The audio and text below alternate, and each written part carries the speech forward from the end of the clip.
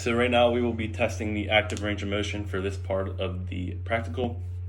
You're going to compare bilaterally. You're going to check the uninvolved limb first, and then if possible you want to observe weight bearing and non-weight bearing. So the very first one, if you don't mind, that we're going to test is trunk flexion. So for this one we will have the patient bend forward. So we will have our inclinometer, which I do not have. It's about like this long. You put right there. The middle should be around L3. You would set this to 0 and then have the patient laterally flex. Go ahead. Trunk flexion. And then you would read whatever the fluid or however that inclinometer works, you would read what it is. The normal range of motion for trunk flexion is 80 degrees.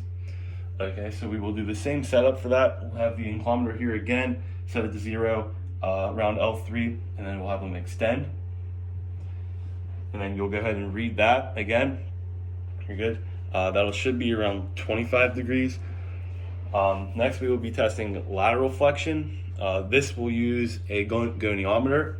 So here we'll have it at L1. You'll have the fulcrum at L1, and then you'll have the stable arm coming down to the sacrum.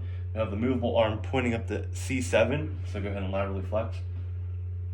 And then you want to go ahead and find C7 and then create a path for that movable arm so that you can get it correct degrees. That should be around 35 degrees. And then the last one that we will have is trunk rotation. For this, we have our patient sit. Oops. You'll put the goniometer here on the top of their head, and then you'll have it, the stable arm go out to the side of, or the movable arm will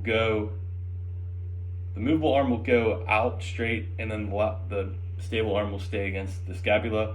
You'll have the patient rotate to one side or the other. Go to that side.